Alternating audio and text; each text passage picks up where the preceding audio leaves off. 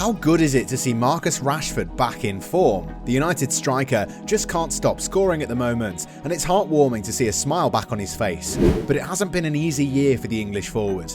It was downhill for Rashford after that famous penalty miss at the Euros final, and he's faced personal issues and dips in form ever since. So how has he turned it all back around? Join us as we look at the fall and incredible rise of Marcus Rashford. Stick with us until the end to see how he overcame all of the many obstacles he faced in 2022. A bad night at Wembley.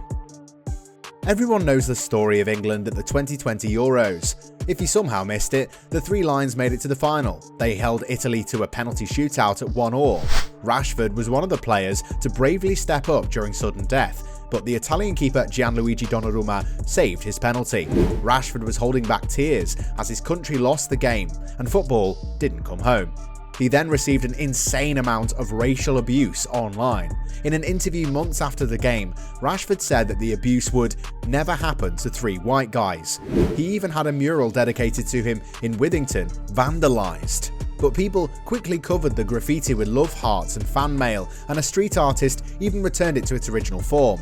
A total of 11 people were arrested for the racial abuse of Rashford, teammate Jadon Sancho, and Arsenal's Bukayo Saka. For once, justice was actually served, but that was nearly 2 years ago now. Rashford has been through a lot since then.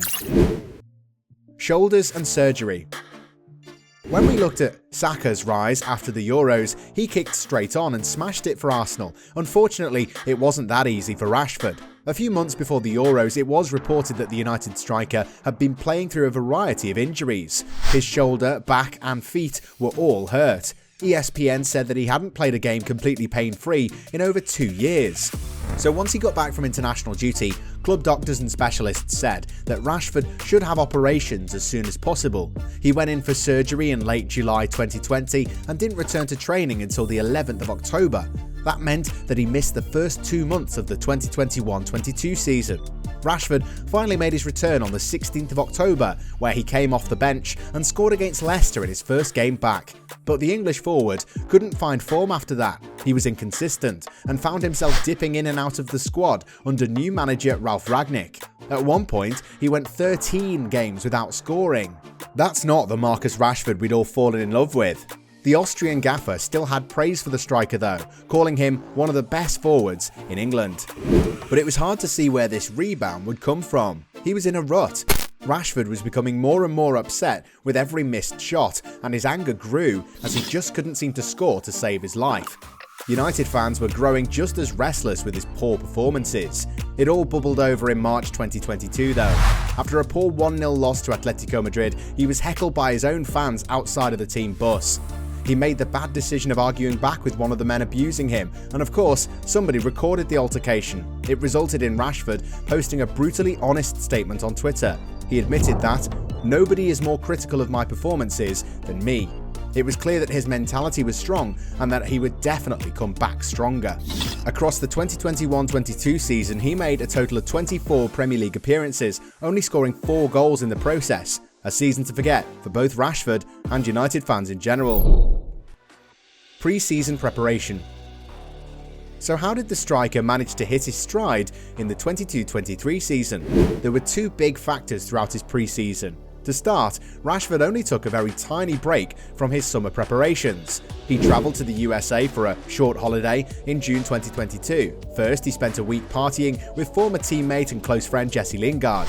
They explored nightclubs all around the state before going their separate ways. From there, Rashford travelled to Los Angeles. There, he spent some time with his childhood sweetheart, Lucia Loy. The couple had been together since 2014, where they met during their high school days, and the striker solidified their relationship by proposing to her.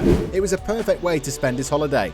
But it wasn't celebrations for long for Rashford, as he was spotted in the gym just a few days later back in Miami.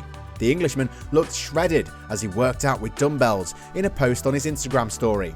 All of this personal time was great for his mental health, as he had struggled with personal issues following the racial abuse he faced after the Euros. But despite the partying in America, it was clear that he still had his head screwed on tightly, and he looked in the best shape he'd ever been in. A life away from football. Ball isn't all life can be for Marcus Rashford though. He's made some huge political changes in the UK, and he distanced himself from his poor form by doing more during his pre-season. Rashford teamed up with Macmillan Publishers to help vulnerable and underprivileged children get into reading. They formed a book club, which distributed over 50,000 books to poorer children for free. In a statement, the striker said that children should never be robbed of the escapism of reading. Just one of the many reasons why we love him, right? Ten Hag's new favourite. However, the biggest factor regarding Rashford's resurgence was the appointment of Erik ten Hag. The Dutch maestro replaced Rangnick as United manager in the summer, and he immediately saw something new in our boy.